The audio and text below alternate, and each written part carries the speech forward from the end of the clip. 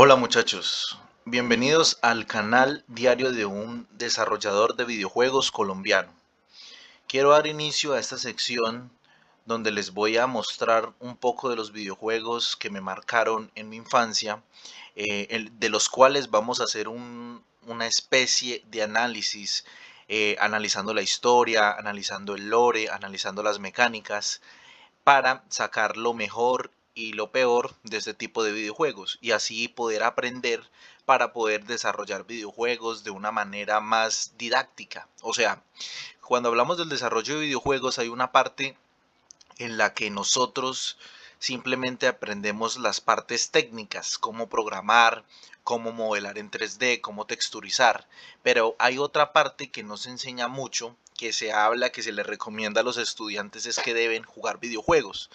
Entonces, esta sección en este canal va a ser de análisis de videojuegos que a mí me gustaron en su momento o que en este momento me gustan y trataré de sacar lo mejor para plasmarlo en mis creaciones.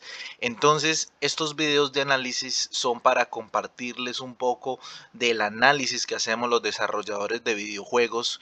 Claro, que nos gusta todo este tema de lore, de investigación, para poder hacer algo que realmente valga la pena, algo entretenido.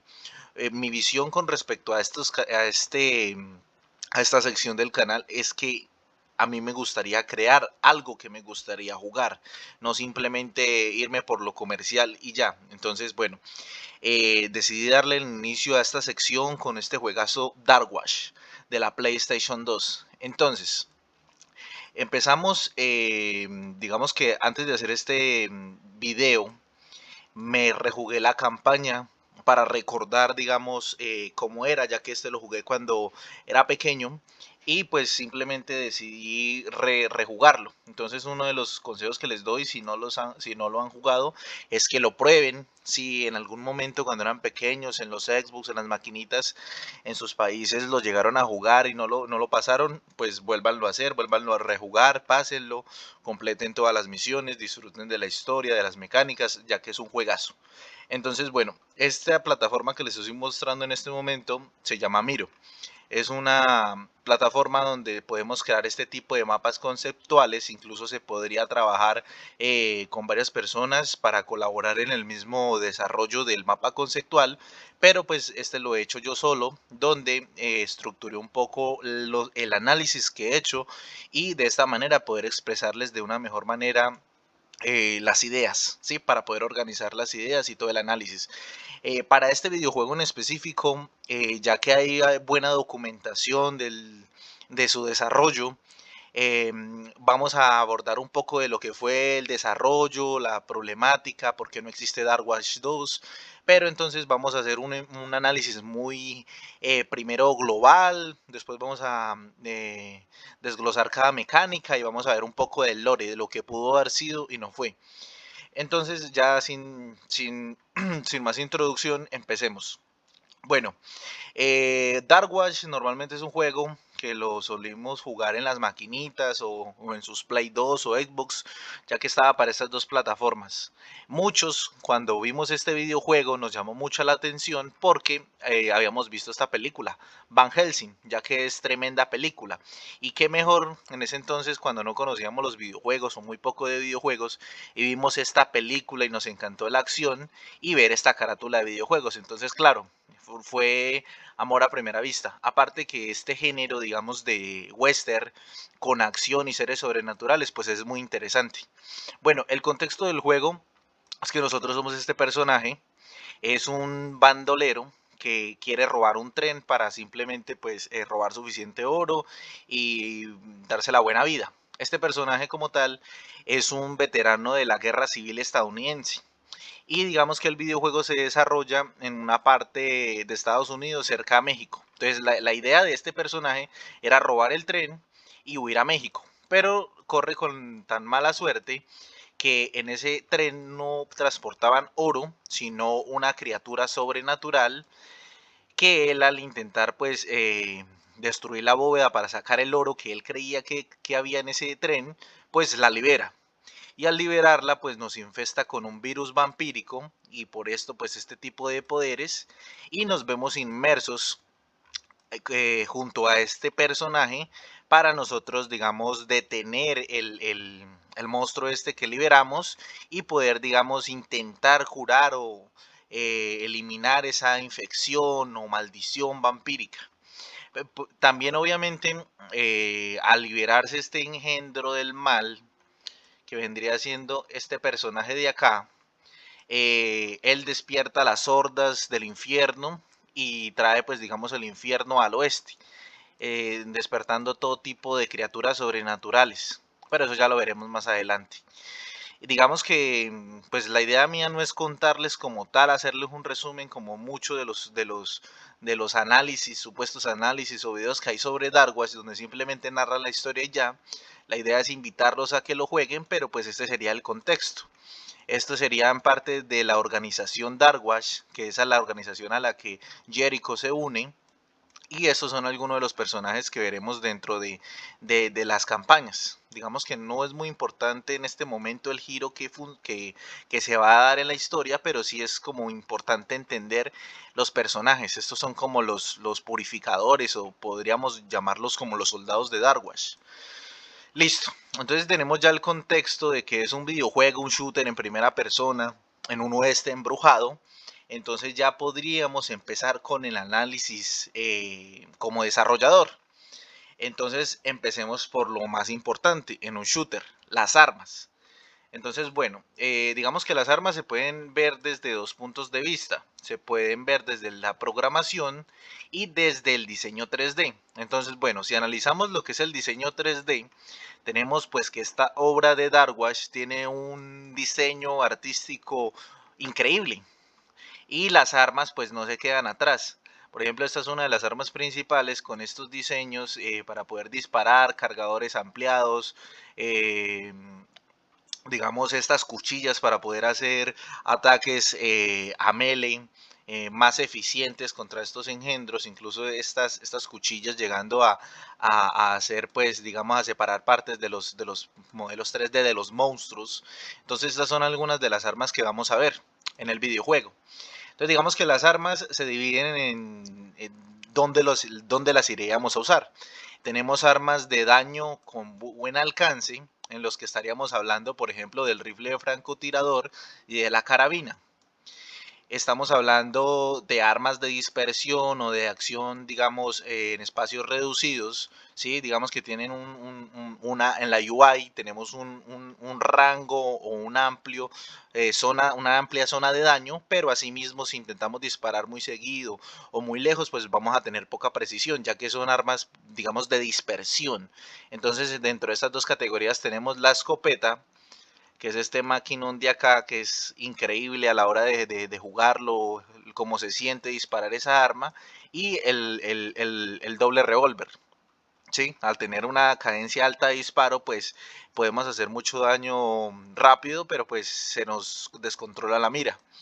Y tenemos otros aspectos en las armas, acá por ejemplo como lo es los explosivos, las ballestas. Las ballestas, digamos que los virotes son explosivos, el lanzacohetes, bueno, que ese ya casi se ve a lo último, es este de acá que se ve casi al final. Y pues digamos que no son como tan interesantes a la hora de enfrentarnos con los monstruos, pero sí tienen como su momento donde es interesante utilizarlos. Cuando encontramos lugares donde hay que defender o destruir algo en específico, pues pueden ser una buena herramienta. Bueno, aparte digamos, de la ballesta, el lanzacohetes y la dinamita, que vendría haciendo el símil a otros videojuegos de acción como las granadas. Entonces, en este caso, pues al ser el viejo tenemos la dinamita. También tenemos otra que es como una granada de impacto, que hace como una especie de molotov de fuego, pero realmente no es como que sea muy relevante en el gameplay. Y tenemos unas armas especiales que son que las veremos en ciertas misiones en puntos muy específicos, como es esta arma Ameling, ¿sí? Y una Gatling montada, que son digamos que son armas que solo aparecen en ciertas misiones, no es como lo que las tengamos siempre, ¿sí?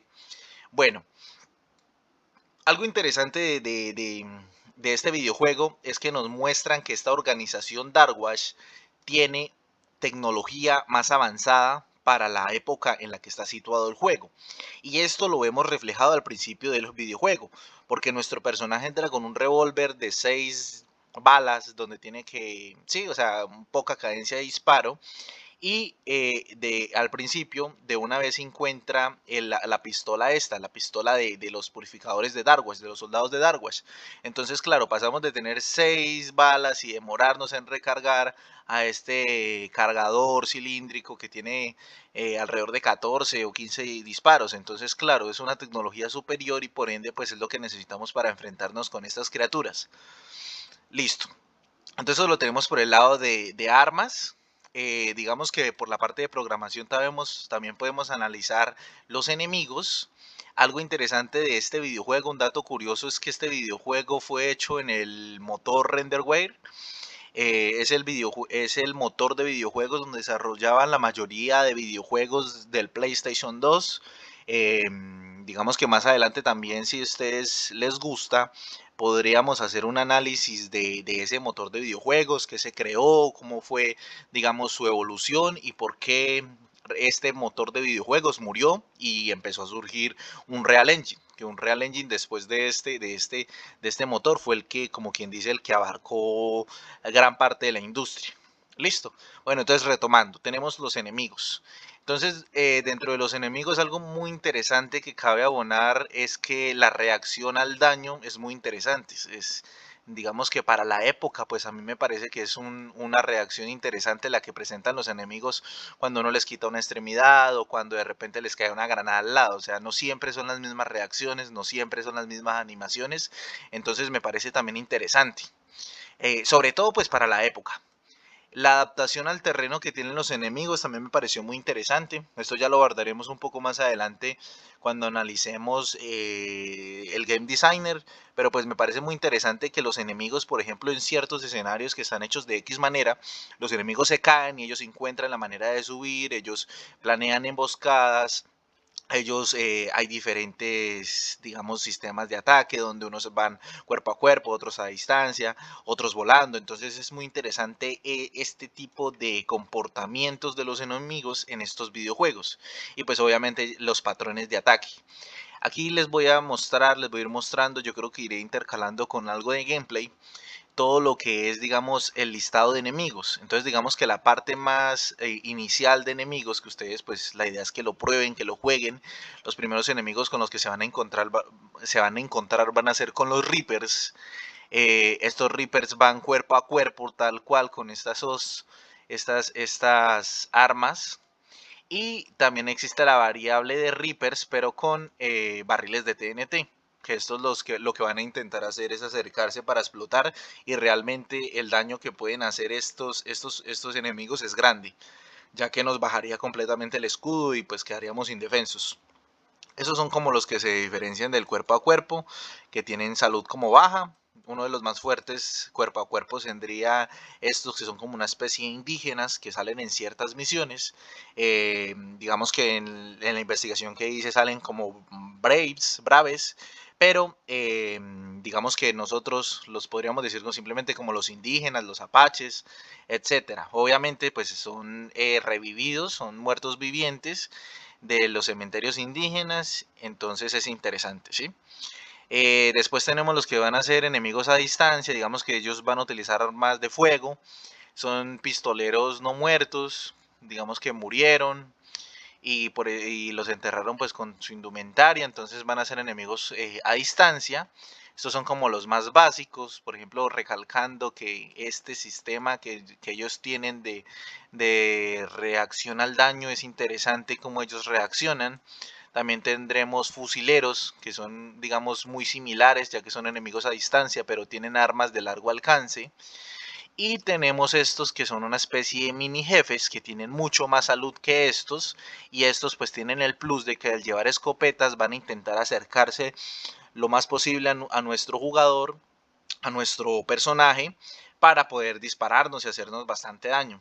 Entonces también el diseño es muy interesante, es muy chévere este diseño que tienen y también por ejemplo la manera en la que están hechos los modelos 3D para que dependiendo donde disparemos se generen ciertos daños en el modelo de los personajes es interesante, da como esa sensación a la hora de disparar las armas de que sea muy realista. Yo podría clasificar estos tres de acá como jefes, ¿sí? Estos los puse al contrario, del más débil al más fuerte. Digamos que uno de los primeros enemigos que nos encontramos, que realmente la primera parte donde nos aparece es algo terrorífico, son las Banshees.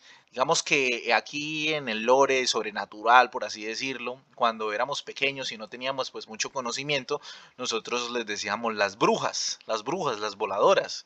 Estos enemigos pues atacan a distancia, volando, nos tiran magia. Pero pues ya ahorita que uno ya puede investigar un poco más, que entiende un poco más, son banshees, no es exactamente lo mismo que decir una bruja. Entonces es un enemigo interesante que tiene bastante salud.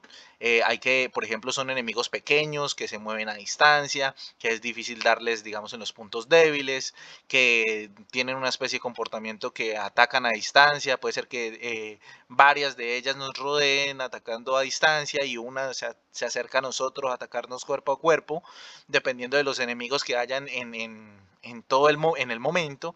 Entonces me parece un enemigo muy interesante y el diseño también está muy chévere.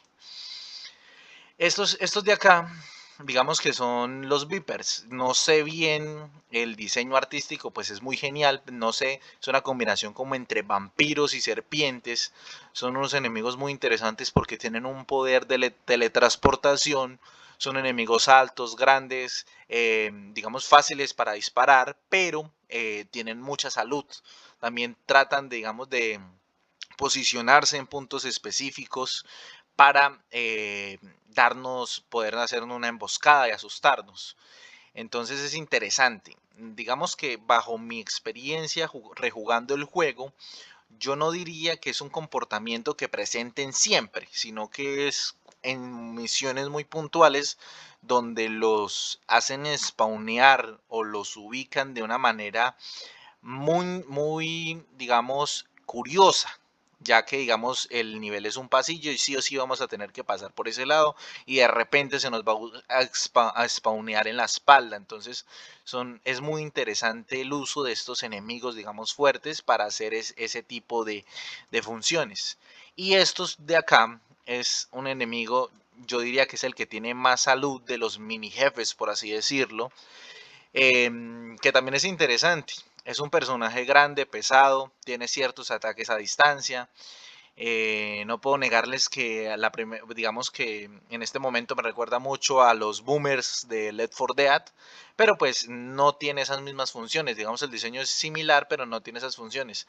Digamos que él va a intentar acercarse para atacarnos cuerpo a cuerpo con sus machetes, que creo que en el juego realmente son unas hachas, no machetes. Esto es como algo de un concepto. Pero digamos que sí tiene dos ataques a distancia y cuerpo a cuerpo, entonces también es muy interesante. Y luego tenemos ciertos enemigos que solo los vamos a ver en partes específicas del videojuego. Hay ciertas partes de Dark Wars, por ejemplo, cuando ustedes lo jueguen, van a ver que la primera misión, pues tenemos a nuestro personaje en primera persona disparando. Y ya después en la segunda misión, por así decirlo, pasamos a ver a nuestro personaje montado en un caballo en tercera persona. Entonces en esas partes en específico es donde vamos a ver este tipo de enemigos, pero estos enemigos hacia caballo no los vamos a ver, no los vamos a ver en las misiones donde vamos en primera persona. Me da curiosidad, realmente me gusta mucho el diseño de estos enemigos, pareciera que fuera una combinación como entre los Reapers con los pistoleros, entonces realmente me gusta mucho ese diseño de jinetes no muertos. Y claro, ya luego pues obviamente tendremos a los enemigos principales, a los jefes principales del videojuego. Esto es un arte conceptual del enemigo del videojuego que es Lazarus. Aquí otra fase de su transformación. y aquí tenemos ciertas fotos de los jefes. No quiero abordar esta parte, estas decisiones, estos enemigos finales, porque realmente lo ideal sería que ustedes lo jugaran y lo entendieran, lo disfrutaran. Digamos que aquí nuestro análisis va a ser enfocado a otras cosas, ¿sí? Listo, esto por ejemplo, esto por acá sería también un poco más de la explicación de los indígenas, de estos bandoleros, de estos vipers, de estos soldados de Darkwash, de la organización Darkwash, nuestras compañeras.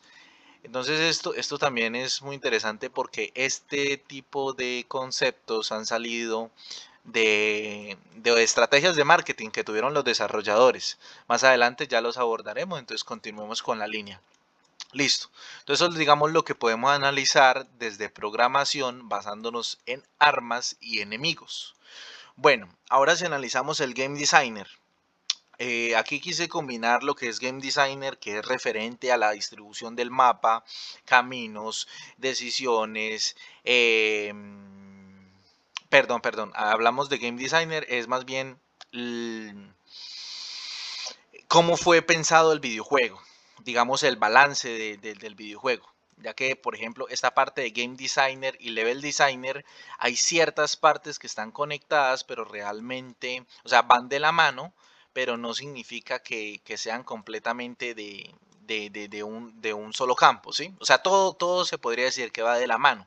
Bueno, entonces en Game Designer podemos ver que el diseño de pasillos, aunque digamos se podría decir que es algo más del Level Designer, sí tiene mucho peso porque nos permite a nosotros como desarrolladores o los desarrolladores en el momento plantear este tipo de estrategias que les contaba con este enemigo, que es spawnearlos en cierto punto para causar los jumpscares, los sustos.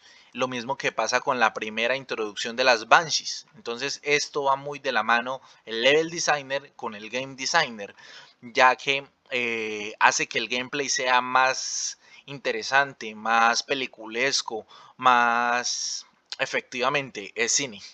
Entonces, interesante, ¿sí? Es algo interesante el diseño de pasillos con el Game Designer.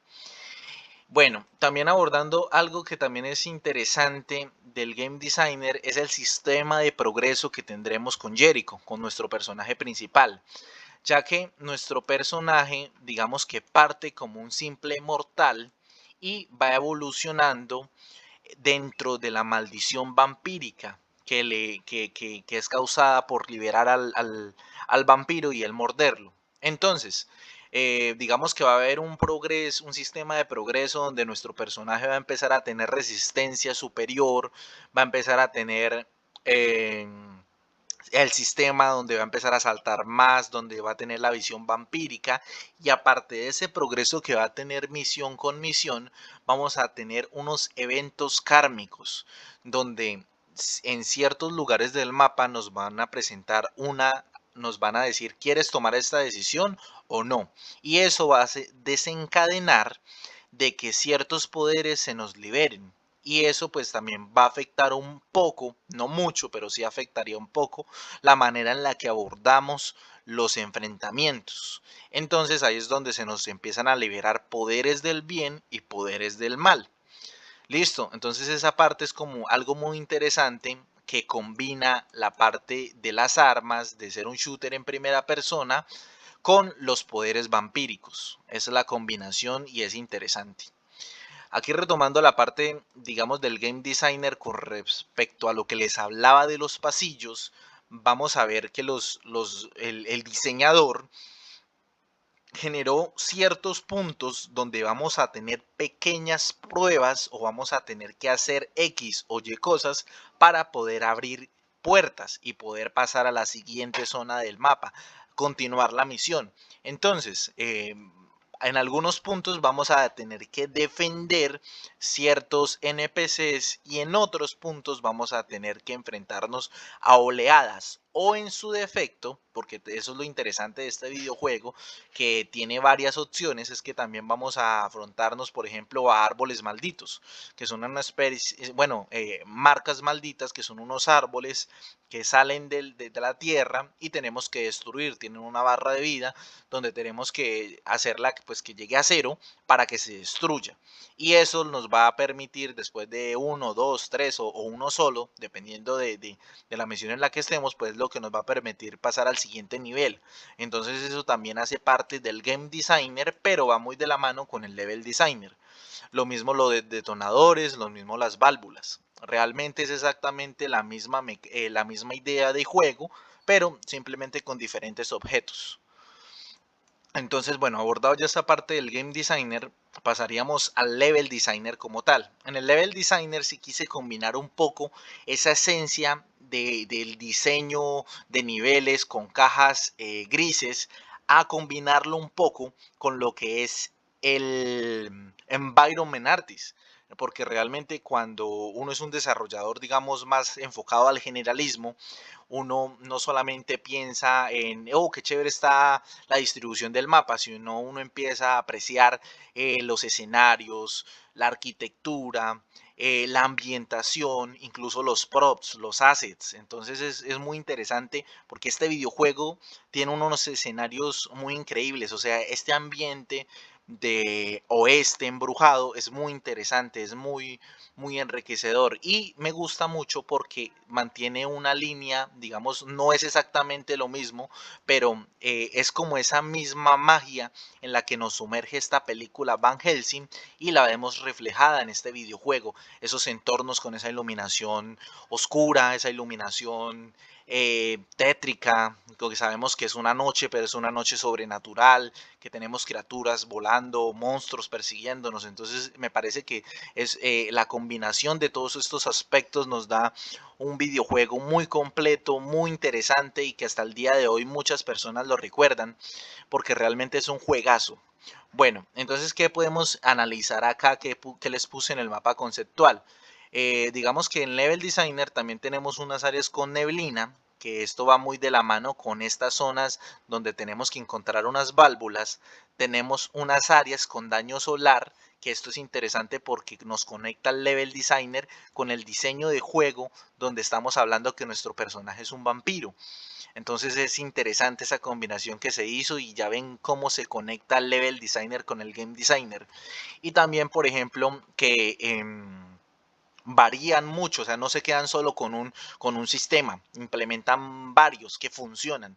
Por ejemplo, como son áreas con caída de daño, donde simplemente, por ejemplo, hay zonas donde simplemente con doble salto y disparando, pues simplemente podemos burlarnos de los enemigos, ya que nuestro personaje tiene una movilidad alta. Pero hay ciertas zonas donde si aplicamos la misma estrategia, nos podemos caer y podemos morir y tendríamos que reiniciar la zona. Entonces me parece muy interesante que nos pongan este tipo de retos como daños de zona, no poder ver por la neblina y tener que utilizar la visión vampírica para que el reto no sea simplemente disparar y disparar, porque o sea, este videojuego con el simple hecho de estas armas que tiene y estos enemigos es muy entretenido, pero pues al presentarnos este tipo de retos es donde uno dice, este videojuego tenía grandes mentes detrás, que utilizaban conceptos de videojuego que están muy bien aplicados y funcionan. Esto por level designer combinado con game designer, esto sí es diferente, esto sí ya es un poco más subjetivo con respecto a la combinación entre level designer y artista de escenarios, donde podemos ver la ambientación muy bien lograda, los escenarios góticos, los cementerios, los pueblos abandonados, las construcciones indígenas y todo esto combinado con escenarios destructibles. Obviamente, pues hay que entender que no vamos a tener un grado de destrucción a lo Battlefield porque hay que entender la época y el motor en que se hizo este videojuego. Pero sí es verdad que es muy interesante que ciertos props del escenario sean destructibles, que los diseñadores hayan planteado, por ejemplo, zonas del mapa con diferentes alturas y que simplemente no es como que da igual si nos vamos por abajo o por arriba, es exactamente lo mismo, sino que hay ciertas cosas que están ocultas desde la parte superior a la parte inferior. Entonces me parece muy enriquecedor esas dos combinaciones de lugares, de ambientación, de look artístico con level designer. Aquí pues obviamente hablamos de las diferentes rutas, de las diferentes alturas. Algo interesante es que el diseñador de level designer era un jugador que le encantaba Metal Slug. Y pues ustedes saben que este juego Metal Slug también juega mucho con eso, de explorar diferentes caminos, de si me voy por arriba encuentro esto, si me voy para abajo encuentro esto otro. Entonces me parece interesante y pues acotable que el diseñador de... El level designer, el diseñador de escenarios, haya, digamos, tenido la influencia de estos videojuegos que también jugamos nosotros para hacer es- este videojuego o estos escenarios tan interesantes. Bueno, aquí abordamos la parte de animación. Digamos que acá hay que dividirlo en dos campos. Estamos hablando de la animación del personaje como tal. Digamos que bajo mi experiencia yo he trabajado esto desde un Real Engine. Entonces podríamos hablar, por ejemplo, del blueprint de animación del personaje en específico, donde podríamos hablar de las reacciones que tienen, ¿sí? La combinación de programación con animación y que realmente es muy interesante, no es simplemente como que todos tengan una animación en específica, digamos por ejemplo los enemigos a distancia, si les disparamos en un brazo y pierden ese brazo, entonces van a empezar a disparar con el otro. Si de repente les cae una granada, pues van a huir o van a temblar del miedo. Me parece también una reacción muy interesante que en el momento que la vi dije, genial, o sea, me parece increíble que un videojuego de esa época innovara en ese sentido. Bueno, también tenemos ciertos eventos en el mundo, que eso hace parte, por ejemplo, de esto que les puse acá, que son las escenas donde tenemos al caballo, donde estamos montados en el caballo, donde tenemos que enfrentar ciertos enemigos voladores, por así decirlo, después donde tenemos que enfrentarnos con un tren, después donde tenemos que montarnos a un tren, no solo el tren del inicio, sino un tren que está casi al final. Entonces me parece muy interesante esos eventos de animación. También, por ejemplo, el uso de cinemáticas in-game, que simplemente, a diferencia de las cinemáticas pre-renderizadas, son ciertas cinemáticas que se utilizan en ciertos puntos de la misión donde, donde para enfocarnos o saber por dónde hay que continuar, pues simplemente, digamos, perdemos el control de nuestro personaje en un segundo y simplemente continuamos o nos muestran con una cámara externa por dónde hay que continuar o dónde o qué hay que buscar para ir a activarlo. Entonces ese es el uso de las cinemáticas in-game, me parece interesante. Lo mismo que los eventos inmersivos, explosiones, llámese monstruos, llámese destrucciones, llámese eventos donde caen barriles. Entonces me parece muy interesante el uso de estas herramientas en un videojuego de esta época. O sea, y es interesante porque realmente este tipo de detalles se veían en videojuegos antiguos y en los de hoy en día en 3D con mejores gráficas y mejores sistemas de todo tipo se ha perdido mucho. Entonces la idea también de este tipo de análisis es pues primero analizar para mis creaciones estas cositas que son muy interesantes. Y ustedes también, si son desarrolladores de videojuegos, pues que también lo tengan en cuenta. Algo interesante que encontré en mi investigación, porque no solamente mi investigación se basó en jugar el videojuego, analizar las cinemáticas, las decisiones y todo esto, sino también fue buscar la información y pues la ventaja es que de este videojuego sí existen muchas entrevistas, blogs, revistas. Entonces acá, por ejemplo, encontré que cuando los desarrolladores querían hacer, por ejemplo, el tráiler del videojuego o una especie de propaganda en televisión, pues utilizaron animaciones prerenderizadas. Obviamente con el motor donde se iba a desarrollar el videojuego no era factible hacer ese tipo de trailers, como puede ser hoy en día hacer una cinemática en un Unreal Engine. Pero en ese entonces utilizaban ciertas animaciones prerenderizadas para los trailers, para las propagandas en televisión, incluso para el inicio del videojuego. Digamos que fue interesante porque los desarrolladores tuvieron la visión de que apenas tuvieron capital para empezar a desarrollar el videojuego, algo que dijeron es que para poder ser competitivos tenían que comprar los trajes de captura de movimiento, obviamente los de ese entonces. Y es interesante porque en uno de los trailers principales ellos dicen que utilizaron una combinación de captura de movimiento y el trabajo de unos animadores que pulían y hacían saltos que eran obviamente imposibles para los actores de captura de movimiento key a key. Entonces me pareció muy interesante la combinación. No solamente se cerraron a no, solamente hagámoslo con captura de movimiento, sino que hicieron una combinación de ambas cosas para tener un resultado fantástico.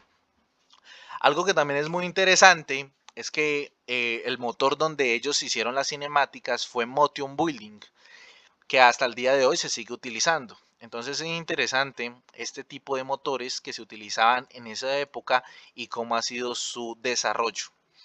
Bueno, en esta parte analizaremos un poco lo que es el VFX. Digamos que algo que también es muy interesante de este videojuego es el sonido. Y lo mismo, como les mostraba en el anterior punto, muchas veces estos detalles van muy de la mano. Entonces hay ciertos detalles que se combinan muy bien con los VFX, lo que entendemos como magia, explosiones, fogonazos, luces, sí, que pueden ser desde los shaders o por ejemplo si habláramos de un Real Engine desde un Niagara a los sound effects que también si no están pues no vamos a tener o si no están o no son iguales de buenos pues no vamos a tener la misma reacción. Bueno, entonces analizamos primero los VFX. Algo interesante es que no solamente este videojuego enfocaba o hacía una inmersión con los VFX externos, sino que también hacía un uso de la UI dinámica, donde esta UI reaccionaba mostrándonos nuestra salud, nuestro escudo vampírico, cuando activábamos los poderes, cómo se activaba el poder. Digamos que por medio de la UI era donde sabíamos si el poder, cuánto le quedaba, si ya se había acabado, si ya se había cargado, qué poder teníamos activado o sea, qué poder teníamos escogido para activarlo. Entonces me parece muy interesante el uso también de los VFX dentro de la UI. Las explosiones también son interesantes, el fuego está muy bien hecho. Por ejemplo, el uso de materiales y de zonas de daño, como es en las últimas misiones del videojuego, también me parece que se usan de una manera muy chévere. El uso de los colores llamativos para entender, por ejemplo, qué nos puede dar salud. O, por ejemplo, cuando un ataque mágico a distancia se está acercando. Entonces, ese uso de los colores llamativos también me pareció interesante. Y claro, también la visión vampírica que, por ejemplo, más adelante en la industria de los videojuegos, pues fue donde ya se empezó a ver este tema de los escáneres, pero en este entonces esta manera en la que está planteada, ya que es algo como una visión vampírica que resalta a los enemigos, que resalta las puertas que tenemos a las que tenemos que llegar, que resalta ciertas cosas en el mapa, entonces me parece que es algo muy interesante que se utiliza en el videojuego y que clasifica como VFX dentro de la UI. Y bueno, si ya analizamos aquí la conexión que hay entre VFX y sonido, hay que resaltar, por ejemplo, los jumpscares, que son los sustos en el videojuego. Esto no solamente se basan en que, por ejemplo, una zona donde vamos por un pasillo y de repente en la parte de arriba cae un cuerpo. No es solamente este tipo de jumpscares, sino que también existen, por ejemplo, susurros, voces de almas, gritos en el escenario, Por ejemplo, cuando llegamos a un pueblo que está siendo destruido por estas criaturas y escuchamos los aldeanos o los indígenas gritando al fondo, entonces eso es algo que se consigue por medio del sonido, pero que el VFX al ver el pueblo destruido en llamas, pues nos complementa muy bien. Eso hace parte de la ambientación. Por ejemplo, cuando llegamos al cementerio, tenemos esa iluminación de luna llena, tenemos esa neblina tenue, tenemos ese sonido, pues también me parece interesante. Lo mismo de las manifestaciones, cuando podemos encontrar ciertas almas que están atormentadas y podemos decidir si salvarlas o terminar de sustraerles la energía, pues eso también tiene, ambas decisiones tienen un VFX que vamos a ver en pantalla y un sonido diferente. Entonces también me parece muy interesante. Esta mecánica me hizo recordar mucho a la mecánica de Dante's Inferno. Entonces, me parece muy interesante estos temas. Lo mismo, por ejemplo, la ambientación. La ambientación está muy bien conseguida con respecto por ejemplo, hay una zona en específica al inicio donde vamos pasando como por una especie de cueva o de pasadizo y de repente tenemos unos murciélagos, tenemos una iluminación, tenemos un sonido, entonces me parece que queda muy bien. Bueno, para no salirnos un poco de contexto, continuemos por este parte del sonido de las armas. Lo que es el sonido de las armas se siente muy bien. Eso es algo muy importante para un shooter, es que las armas suenen bien. Porque, por ejemplo, eso pasó en algunos videojuegos donde, por ejemplo, la escopeta, que es un arma icónica, y si usted dispara una escopeta, pero suena como si fuera una escopeta de juguete, realmente no es satisfactorio dispararla. Y eso hace parte de no solamente es programación, no solamente es daño, no solamente es sonido, sino es un complemento de todo. Lo mismo el sonido de los enemigos, el sonido que hacen los enemigos normalmente, si hablan, si no hablan, si gruñen, la reacción cuando les disparamos, la reacción de los jefes, la reacción de los monstruos al explotar, eso me parece muy interesante. Y también el uso de la música ambiental para los puntos de control. Cuando entendemos que ya llegamos al punto de control y la música acompaña, eso también me parece muy interesante. Lo mismo, por ejemplo, cuando tenemos momentos de tensión y la música acompaña. O cuando, por ejemplo, esto fue algo que hicieron muy bien los desarrolladores, los creadores del sonido, que ellos querían hacer una banda sonora y digamos, música que acompañara los momentos donde Jericho tenía que tomar una decisión. Si tomamos una decisión buena, vamos a estar acompañados de cierta música. Si tomamos una decisión mala, vamos a tener otro tipo de acompañamiento en la música. Entonces, esta música, este uso de la música, aunque yo, digamos, siendo un desarrollador generalista, tampoco llego hasta el punto de ponerme a editar audios y a hacer música, aunque no lo haga directamente, sí son cosas que uno puede ver, o sea, uno sabe cuándo funciona, cuándo no funciona, si queda bien, si no queda bien, entonces, aunque no los cree como tal, sí puedo decirles que está muy bien implementado en este videojuego.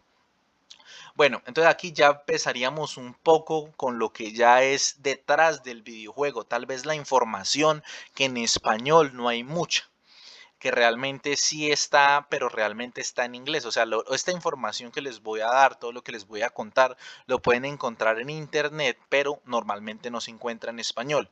Entonces, un punto interesante que yo realmente no me había dado cuenta, tal vez por lo mismo que no soy diseñador de sonido, pero que es un puntazo y que realmente es lo que le da como ese enfoque del oeste al videojuego, es que los desarrolladores compraron los derechos de la música o la banda sonora de la película El Bueno, El Malo y El Feo. Y es el mismo, digamos que es la misma banda sonora, la misma canción que escuchamos en el menú de Darkwash. Solamente, pues obviamente no iban a utilizar tal cual la misma canción, pero sí es como, por ejemplo, la misma melodía, los mismos acordes, o no, bueno, no sé, es la misma, o sea, es la misma canción, pero simplemente fue remezclada y editada hasta cierto punto para que diera ese toque de terror, de oeste embrujado. Entonces me parece que es muy interesante utilizar algo tan icónico como estas películas que fueron pues tan representativas en su momento, que bien o mal para las personas de esa época, o incluso así no haya sido de esa época, porque pues yo no fui de la época en la que estas películas estaban en auge, pero igual mi papá las veía, y yo al verlas con mi papá, siendo pequeño, grande o etcétera, como sea, nos transmite completamente escuchar esa canción, así no sepamos que es la canción de esa película, nos ambienta de una vez en el cerebro, o sea, el cerebro se predispone para decir esto es el oeste. Entonces me pareció una estrategia muy interesante la compra y el uso de la música de esta película en este gran videojuego. Bueno, aquí tenemos que hablar un poco, por ejemplo, de las estrategias que utilizaron los desarrolladores como estrategia de marketing para este videojuego. Entonces, digamos que, bueno, esta parte del publisher se las voy a explicar más adelante cuando abordemos lo que fue la problemática de los desarrolladores, pero digamos que fue un tema complicado para ellos poder publicar el videojuego, ya que en el momento en el que ellos desarrollaron este videojuego no es como hoy en día que simplemente creas una cuenta en Steam, te verificas como desarrollador, pagas los derechos, subes el videojuego y todo bien, todo listo. No, en ese momento habría que contar con un brazo financiero para poder pagar los discos, la quemada de los discos, las carátulas, la distribución, venderlos a las tiendas. Entonces, en ese momento, ellos se enfrentaron a que no habían muchos publishers que quisieran publicar Dark Wars. Pero sí, digamos, por ejemplo, Capcom y Ubisoft se ofrecieron a, bueno, acordaron, porque obviamente no es como que ellos se ofrezcan y simplemente lo hagan porque sí, sino esos son negocios, a publicar el videojuego. Entonces, por eso, en ciertos lugares, dependiendo de la versión de Dark Wars que tengas, va a aparecer Capcom o va a aparecer Ubisoft, ya que fueron diferentes lugares, digamos en diferentes regiones donde la distribución se encargó Ubisoft y en otras regiones fue Capcom. Entonces, dato curioso. Estrategias que utilizaron los desarrolladores para dar a conocer el videojuego. Estuvieron en conferencias, mostrando trailers, dando entrevistas, hablando del desarrollo, entrevistas con medios, por ejemplo, no simplemente fueron las conferencias, sino también en ese momento periódicos, revistas, blogs, donde se hablaban de videojuegos, entonces ellos iban a mostrar lo que estaban haciendo. Obviamente, pues en un desarrollo pues es complejo qué se puede mostrar y qué no se puede mostrar, porque existe la competencia, obviamente estoy hablando de empresas, pero sí fueron muy metódicos con qué mostraban y qué no, y eso ayudó a que muchas personas que en ese momento, pues obviamente hablamos más bien del público en Estados Unidos, fueron los que pudieron ver de qué se trataba el videojuego antes de que saliera. Lo mismo, por ejemplo, como los comerciales de TV. Yo pues no les voy a poner en este video el comercial de TV, pero ustedes simplemente con poner comercial Darkwash TV les va a aparecer en YouTube.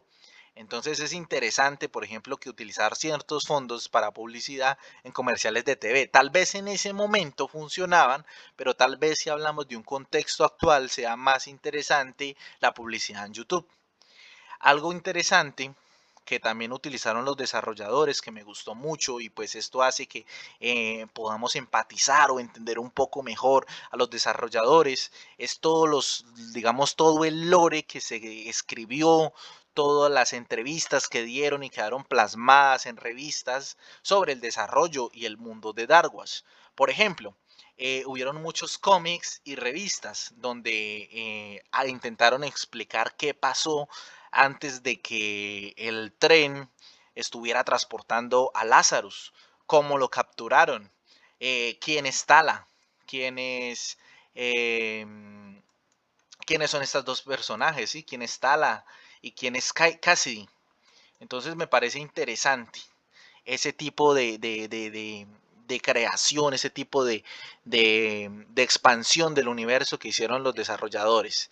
Y algo pues interesante que también hicieron los desarrolladores fue hacer una breve aparición en Playboy, donde esto fue pago, donde ellos digamos que les pagaron para hacer una especie de sección o en la revista donde hablaban de los personajes más sexys en los videojuegos y a donde aparecieron estos personajes de Dark Wars, porque realmente en ese entonces era un enfoque más en ese estilo. Entonces me parece muy interesante toda esa expansión del lore que hicieron para, eh, para este videojuego. Por ejemplo, algo interesante que también encontré fue que muchas de las influencias para crear este título era porque, bueno, esto tiene una historia, digamos que, por ejemplo, en la problemática de los desarrolladores, las mentes maestras detrás del videojuego son estas cuatro personas de acá, ¿sí? Digamos que esta empresa llamada Sami Studios, que fue en un principio pues la que encontró a estas personas lideradas por este señor contrató a este grupo de personas que ya habían trabajado en otros videojuegos y este grupo de personas tenían la costumbre de, pues al ser un grupo de amigos, jugaban mucho Halo. Entonces, cuando ellos estaban planeando hacer un videojuego, dijeron, claro, queremos hacer algo, un shooter que sea muy similar a lo que nos gusta jugar, pero con una temática pues diferente. Después, digamos, también ellos hablaron de que estas películas como El Ejército de las Tinieblas 1992 o Indiana Jones en el Arca Perdida 1981, aunque digamos no es como que se adapte ninguna de estas historias, ciertas ambientaciones, ciertas visiones, ciertas psicologías de los personajes, ciertas ambientaciones, ciertos enemigos, sí tuvieron mucha repercusión a la hora de tener esta creación de personajes. ¿Sí? Eso es lo que hablamos de la inspiración de los desarrolladores, quiénes eran los desarrolladores, qué les gustaba jugar, y eso es lo que hace que se vea que un videojuego sea bueno o no. Bueno, parte de la problemática de estas personas fue que era un estudio pequeño. Era un estudio que venía de Japón, que tenía ciertas adaptaciones, que de repente un día quisieron crear un estudio en California, Estados Unidos, y crearon, digamos que el estudio en California tenía este logo. Era Sami, pero era pues la subsidiaria o la que está localizada en Estados Unidos. Entonces había unas personas de Japón que les estaban, digamos, poniendo la financiación, que eran como los dueños, los fundadores, y esa persona que les estaba poniendo el dinero falleció. Pero antes de fallecer tenía contacto con personas en Sega y ellos hicieron pues una especie de fusión. Entonces en esa fusión pues obviamente les dijeron que podían, ellos, este equipo de personas ya estaban en el desarrollo de Dark Wars y de repente la muerte de este patrocinador o de esta persona que les estaba poniendo el dinero a la empresa, pues obviamente ellos vieron que el proyecto probablemente no se podría continuar. Pero entonces digamos que este señor había hecho un trato con la persona de Sega para que siguiera financiando, que por lo menos no dejara morir esto. Y entonces hubo la fusión de Sammy con Sega. Entonces en el momento pues ellos se asustaron porque pensaron, bueno, ¿qué va a pasar con nosotros? Independientemente de que ellos sean las cabezas maestras, los cerebros, los genios detrás del videojuego, pues igual había un equipo de alrededor de 200 personas pues que dependía de la financiación, del dinero. Y claro, al pasar esto que la persona murió y de repente llegaba otra persona, pues corría el riesgo de que les dijera, no, no van a continuar en el proyecto, este proyecto se acaba. Pero por suerte, la visión de Sega Sammy fue, bueno, terminen el proyecto, publíquenlo. Pero el punto fue que cuando ellos lo terminaron realmente los querían cerrar, porque realmente Sega no necesitaba un estudio, porque realmente 200 personas para el nivel de Sega pues es un estudio pequeño. Entonces ellos dijeron, bueno, terminen Dark Watch y listo, y recojan sus cosas y chao. Realmente eso fue como lo que les dijeron. Entonces, digamos, ellos sacaron el videojuego, empezaron a ver las ventas, empezaron con toda esta estrategia de marketing y fue cuando eh, dijeron, no, realmente lo que estamos haciendo está muy bien, hablemos a ver qué podemos hacer con nosotros, con nuestro equipo, para poder continuar, para no, digamos, somos un equipo muy talentoso y no, pues no valdría la pena que nos separemos. Aunque igual todas estas personas tuvieron carreras y en ese momento pues ya tenían experiencia y después de Darwash pues tuvieron carreras fantásticas, igual en conjunto pues trabajaban muy bien. Este señor de acá era más bien como la cabeza de organización, la parte de administración, lo mismo que Paul. Estas dos personas de acá eran como los diseñadores de, bueno, no tengo muy bien claro, creo que eran ellos dos los que eran enfocados en el diseño, en el concepto. No sé si Emanuel Valdés realmente era la parte de programación, la parte técnica, pero el punto fue que la idea de Darwas surgió de la cabeza de ellos. Estos son las grandes cabezas detrás de Darwas, o por lo menos lo que podemos encontrar en la información. Bueno, sucedió que ellos terminaron de producir Darwas y se enfrentaron con el problema de que no tenían dinero para publicar, para poder continuar con la contratación de las personas. Entonces, y que también los iban a cerrar.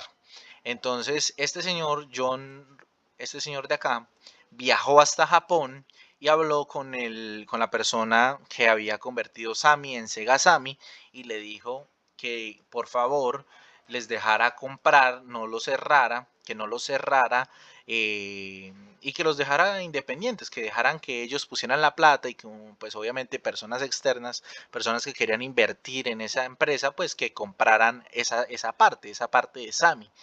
Entonces, el señor este de Sega, al ser japonés, al ser muy honorable, digamos que el argumento que tuvo John fue de que habían muchas personas, muchos trabajadores que eran de otras partes del país, que se habían ido a California, que habían, digamos, trabajado 2, 3 años, 4 años en Darwash, que habían cambiado su vida completamente para poder crear ese proyecto. Entonces, que no era justo, no era honorable simplemente despedirlos y ya. Y pues por esa razón, al ser un empresario, pero aún así, o sea, al ser empresario, pero ser japonés y ser muy honorable, dijo, está bien, no los voy a cerrar, simplemente acordemos la venta y continúen en sus proyectos. Entonces así pasó, así se hizo y así fue la creación de High Moon Studios. Digamos que High Moon Studios, pues obviamente los inversionistas y este señor los pudieron comprar. Fue la transformación de Sega Sammy a High Moon Studios. Después de High Moon Studios, pues tuvieron que recortar un poco la cantidad de empleados porque no era lo mismo tener los fondos que tenía Sammy, que tenía Sega Sammy. Entonces sí tuvieron que hacer unos pequeños recortes. Y cuando empezaron con todo este tema de publicar Darkwash, llegó Vivendi Games. Vivendi Games es una empresa de videojuegos que tenía los derechos para hacer videojuegos de board. Entonces ellos hicieron una inyección de dinero grande en High Moon Studios para que el equipo que ellos tenían les desarrollara este videojuego.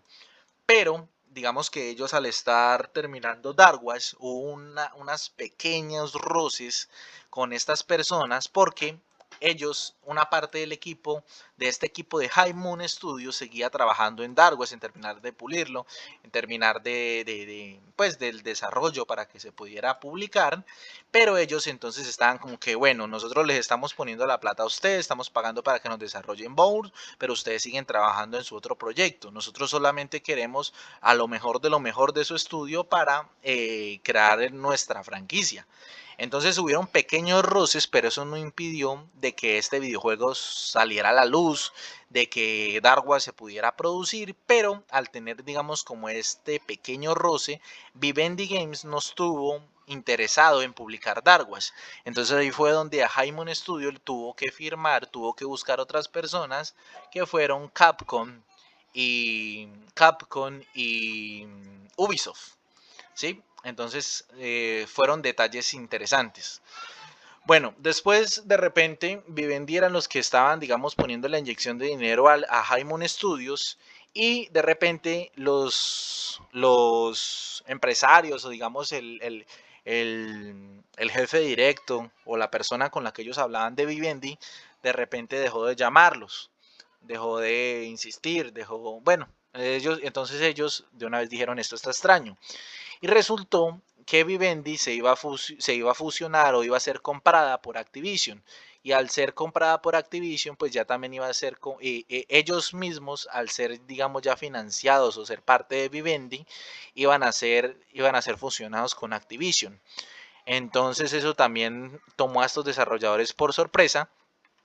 Ellos intentaron en este tiempo donde ya se iban a funcionar con Activision, este equipo lo que estaba intentando hacer era desarrollar Dark Watch 2 y la visión de ellos fue tratar de hacer un prototipo muy interesante, muy chévere, muy pulido para que al mostrárselo a Vivendi o a Activision ellos les dijeran sí, les dieran el visto bueno, continúen, desarrollenlo, esto está interesante, esto es prometedor, pero Activision en ese momento estaba enfocado en solamente invertir dinero en las franquicias que funcionaban. Entonces, por esa razón, dijeron no. Haimon Studio, ustedes como equipo no van a continuar trabajando en Dark Watch 2, van a continuar trabajando en la franquicia de Transformers de nosotros. Y en ese momento, cuando estos desarrolladores se enteraron de esa decisión, simplemente renunciaron. Creo que fueron todos los que renunciaron, ya que digamos, se iban a enfocar, el trabajo que ellos iban a hacer era desarrollar la franquicia de Activision y iban a dejar de desarrollar su propia creación. Y eso es algo a lo que los desarrolladores de videojuegos nos enfrentamos entre crear nuestras creaciones, nuestras ideas, nuestros videojuegos, a ser simplemente empleados y desarrollar las ideas de otras personas. En algunos casos, por ejemplo, como en Activision, como vemos, por ejemplo, Call of Duty, pues sí funciona, pero hay otras sagas que simplemente son olvidadas. Entonces, ese es como la problemática de los desarrolladores. Por ejemplo, acá hablamos del legado. Algo interesante que cabe acotar es que estos desarrolladores estaban desarrollando Dark Watch 2 en un Real Engine 3 para la Xbox 360 y la PlayStation 3. Incluso en internet, si ustedes ponen Dark Watch 2, les va a aparecer una especie de grabación que se hizo en este tipo de conferencias, ya que esos desarrolladores, al digamos no tener tanto dinero, por así decirlo, siempre estar como, bueno, financiados, pero no tan directamente, no con grandes cantidades, entonces siempre optaron pues por como opciones que les dieran visibilidad, pero que no fueran tan extremadamente caras. Entonces, si ustedes investigan en internet, hay una especie de tráiler concepto, de gameplay concepto de lo que iba a ser Dark Wars 2. Pero pues por esta problemática que les comento de los estudios, de las compras, de las fusiones, fue donde estas cabezas maestras no pudieron desarrollar este videojuego. También cabe acotar, por ejemplo, de estas personas que están acá, Paulo Conner es el que tiene más entrevistas en revistas. Emanuel Valdés tiene diarios de desarrollador en algunos blogs de internet y el Farsat es él es concept artist y él es una persona con un ArtStation y unas redes sociales donde muestra toda su carrera como concept artist. Realmente él tiene muchas entrevistas, él tiene mucho material para analizar. Entonces esta es una de las personas de la que más información he conseguido de todas las redes sociales sobre Darwas. Incluso en su momento, antes de, pues, de pensar en hacer esto, cuando creé mi ArtStation, una de las primeras personas, lo primero que busqué fue, me acordé de Darwas y dije voy a buscar a las grandes los grandes maestros que crearon Darwash y esta persona me apareció. Digamos que ellos no me aparecieron como tal en ArtStation. Y realmente es una persona muy chévere, muy sencilla, por así decirlo, que es una persona pues que ha trabajado en muchos proyectos y es muy sencillo. Realmente hasta me contestó unos mensajes, entonces me parece interesante que haya personas tan sencillas, tan buenas en lo que hacen y pues sin ser como tan creídos o tan orgullosos, por así decirlo. Entonces, interesante también dentro de este análisis de desarrollo de Darwash. Digamos que acá en el legado, esto fue dentro del análisis que estaba haciendo y mi investigación, fue interesante ver esta imagen que saqué de Reddit, donde un jugador de Red Dead 2 con los con el tra con los con digamos con la opción de personalización que hay en el videojuego hizo el traje de Jericho Cross. Pareció también muy interesante que hoy en día todavía haya mucha gente que recuerde este videojuego y realmente si lo recuerdan es porque fue muy bueno. Bueno, entonces para ir terminando con el análisis, que esto fue como algo interesante de todo este tema de programación, animación, la historia, la problemática, el legado, las influencias, vamos a hablar un poco del lore que hay detrás de Darwas. Estas imágenes acá digamos que no casaban en nada, en ninguno de estos aspectos, pero sí también son importantes analizarlos, ya que la idea de este análisis es que sea algo completo sobre Darwas y traerles a ustedes toda esta información que está en inglés, pero aquí en español no está. Bueno chicos, como les decía, vamos a hacer este pequeño análisis de estas imágenes que se encuentran en internet, donde podemos analizar un poco más del lore de lo que fue Darwas en su momento, el desarrollo y un poco de lo que tenían planeado los desarrolladores a futuro. Bueno, entonces en esta primera imagen, algo que podemos analizar es que en el momento en el que los desarrolladores estaban planeando hacer Darkwash, ellos tenían la visión clara de que querían hacer un shooter en primera persona con un look más oscuro, pero en un inicio Jericho se veía de esta manera. Era realmente un videojuego más enfocado como en un estilo más caricaturesco, más estilizado, donde el personaje principal iba a ser un apostador que iba a llevar como una especie de simio, pero realmente al ellos darle más ese enfoque oscuro se dieron cuenta que realmente este tipo de concepto no funcionaba. Y ahí fue donde empezó Jericho a tomar forma, donde empezamos a ver esta figura más oscura, más como el desarrollo del pistolero. Entonces, esto también me parece interesante con respecto al concepto y cómo la idea de Darwas fue dando forma. Aquí también, por ejemplo, esto en específico, esta imagen de acá salió de un libro de arte que es pues, obviamente hecho en el universo de Darkwash y si no estoy mal, fue hecho por esta persona y por otra persona de diseño. Él es uno de los que de los concept artists más importantes del videojuego. Entonces, por ejemplo, él nos habla de este personaje en específico, que él cuando diseñó este enemigo, aunque este enemigo no lo vimos en videojuego, sí ellos estuvieron jugando, analizando qué otro tipo de monstruos chupasangres podían adaptar a uno este. Entonces aquí es donde vemos una especie de monstruo con aguijón de zancudo con revólver. Entonces era digamos que es el concepto que tenía Farsad en su cabeza era un chupasangre, que no fuera un vampiro, sino otra especie de animal en el oeste. Pero al analizar este concepto fue donde se dieron cuenta de que no sería interesante al ser un shooter en primera persona atacar un personaje, dispararle a un personaje tan delgado como por ejemplo es este. Entonces me pareció muy curioso porque al ver la entrevista de Farsad dije, realmente en otra línea de tiempo, este personaje no era este gordo que ataca cuerpo a cuerpo y a distancia, sino que pudo haber sido esta cosa de acá.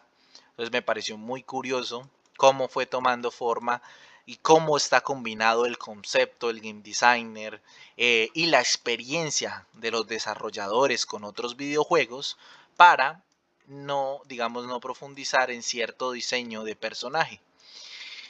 Por ejemplo, acá encontramos más de Jericho, un poco imágenes del gameplay. Esto tal vez pudo haber sido antes de que saliera el videojuego o tal vez fue a la par de que salió el videojuego para que las personas pudieran ver estos pequeños captures de gameplay y animarse a jugar. Aquí vemos también un poco más de la información de las armas. Aquí vemos una escena, que esta escena fue, eh, digamos, vista en una cinemática. Aquí vemos un poco más del diseño de los enemigos, de los vehículos, del vehículo que vamos a utilizar en el juego, de estos enemigos Vipers, de las escopetas, del escenario que iba a haber. Eso me parece muy interesante. Bueno, eso es lo que tenemos en estos bocetos con respecto a concepto de Darwash. Si ya empezamos a abordar en el lore, por ejemplo, algo importante es que este personaje Tala, el trasfondo de Tala es que era nativa americana y por eso en su diseño podemos ver que tiene estas plumas indígenas. El contexto de este personaje es que es hija de una madre vidente y que siempre tuvo como facilidad hacia el mundo espiritual, como hacer una especie de medium.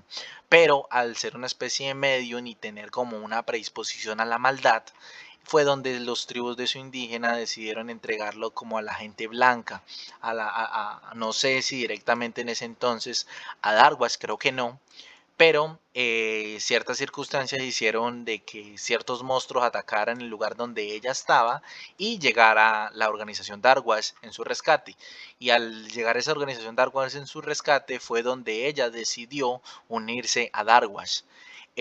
Pues ya cuando ustedes jueguen el videojuego se van a dar cuenta que va a haber un plot twist en este personaje y el desarrollo de ese personaje, pero pues tal vez ese concepto donde ella es más consciente del plano espiritual que estos soldados es donde ella decide tomar ese poder que Jericho no decide o sí decide tomar, y es donde vemos ciertos guiones o ciertos giros interesantes en el concepto del juego. Bueno, los desarrolladores de Darkwash también tenían planeado, en Darkwash 2 tenían, digamos, cuando se sentó el equipo y dijo, vamos a pensar en la secuela, realmente planeaban en grande, pensaban a futuro. Realmente ellos pensaban en tener varios videojuegos que se ambientaran en diferentes momentos de la historia humana. Entonces fue donde aparecieron estos conceptos y esto también me parece muy interesante, ya que uno de esos datos interesantes es que este personaje, que es Lazarus, es el fundador de Darkwash, ya que Darkwash se fundó en el tiempo de la época de los romanos. Digamos que en este lore, en esta línea de tiempo imaginaria, Roma no cayó ante los bárbaros, sino ante los vampiros. ¿Y qué pasó? Todos estos sacerdotes, todos estos soldados que se vieron, digamos, vieron caer su civilización a causa de los vampiros, decidieron empezar a estudiar, empezar a investigar cómo combatir los vampiros. Y fue donde este personaje, Lazarus, siendo, no sé si en ese momento un general o simplemente un líder, fue el que lideró la creación y la fundación de Darkwash. Y por eso este tipo de logo en Darkwash, que es un vampiro, la calavera de un vampiro, que esto significa que Darkwash fue creada para destruir la, la maldición vampírica, o por lo menos enfrentarla. Incluso acá este cetro también representa mucho la cruz para poder demostrar que ellos intentan luchar contra las fuerzas del mal con con todo este tema de los cruzados, del catolicismo. Y eso del catolicismo lo vemos reflejado en estos diseños de los romanos. Tal vez este sería un diseño inicial después de esa época de la caída del Imperio Romano, donde estos iban a ser los primeros conceptos, donde ellos iban a utilizar estos estandartes, estos logos para enfrentarse con los vampiros. Después iba a haber un salto en la historia a la Edad Media, donde, digamos, Darkwash como organización iba a empezar a investigar con la magia, a empezar a jugar o a probar o a investigar con la necromancia para entender cómo funcionaba todo este tema de las artes mágicas, de revivir a los muertos, de los vampiros, los seres sobrenaturales. Entonces, en este punto de la historia, en esta línea ficticia, Darwas ya iban a estar organizados, iban a tener castillos, iban a fundar pues digamos, este paralelo como a los cruzados, iban a estar dentro de las cruzadas buscando eh, artilugios mágicos, como lo vemos en nuestro videojuego de El Oeste. Entonces esto también pudo haber sido muy interesante y esta ballesta me recuerda mucho a la ballesta de Van Helsing. Entonces esto también pudo haber sido un punto interesante para el análisis del desarrollo de este videojuego o de una secuela de Dark Watch en esta ambientación histórica. Y estos de acá, estos conceptos de acá, pues ya son un poco más futuristas. Estos dos conceptos se organizarían o se ubicarían en una línea de tiempo después de nuestro videojuego de Jericho. Jericho es en 1876, si no estoy mal, donde hablamos de un viejo oeste.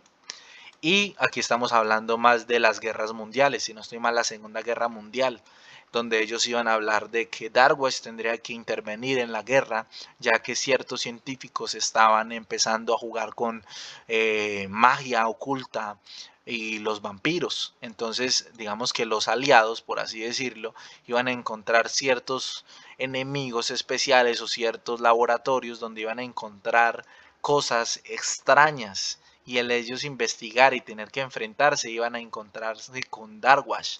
Aquí es por ejemplo donde vemos un soldado con un uniforme muy similar al de los aliados en la Segunda Guerra Mundial, pero con su estandarte de Darwash, con su símbolo de Darwash.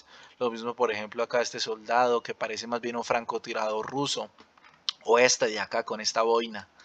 Entonces es muy, este por ejemplo es un estandarte, un soldado Darwash, pero con máscaras de la Primera Guerra Mundial, cuando utilizaban todo este tema de armas, gases y todo este tema. Aquí vemos tal vez la evolución de las armas biológicas, de las armas de gas a las armas biológicas, algo más de protección para los soldados, para no volverse vampiros.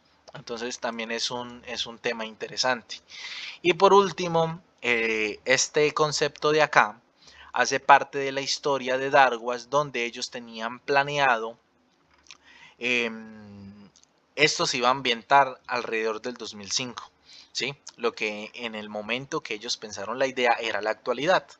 Entonces, para esta actualidad iba a haber una especie de conexión entre la Segunda Guerra Mundial y el año 2000, donde la tecnología que estaban utilizando los alemanes para desarrollar todas estas armas biológicas que eran simplemente vampiros y muertos vivientes, iban a seguir siendo utilizadas por empresas privadas y ciertos gobiernos iban a comprar estas armas y iba a empezar una especie de invasión o de guerra en los 2000 contra supersoldados vampiros, supersoldados no muertos, y aquí es donde Darwash tendría que recurrir al desarrollo de armas más avanzadas y de tecnología superior para enfrentarse con esos supersoldados. Incluso Darwash iba a tener que eh, desarrollar sus propios supersoldados y sus propios mecatrajes o biotrajes donde iban a hacer que sus soldados tuvieran mejores capacidades, algo así como lo que vemos hoy en día en Call of Duty, pero pues con un algo más enfoque de vampiros. Entonces eso también pudo haber sido interesante de verlo si se hubiera llegado a dar.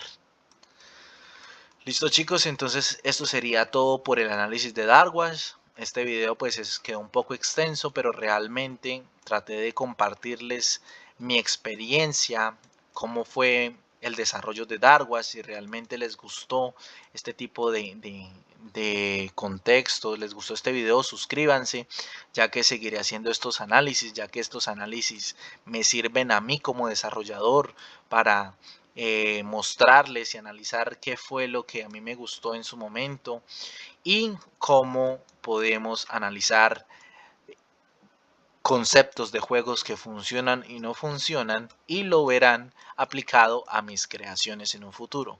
Entonces chicos, no siendo más por el momento, nos vemos en el próximo análisis y suscríbanse y compartan. Hasta la próxima.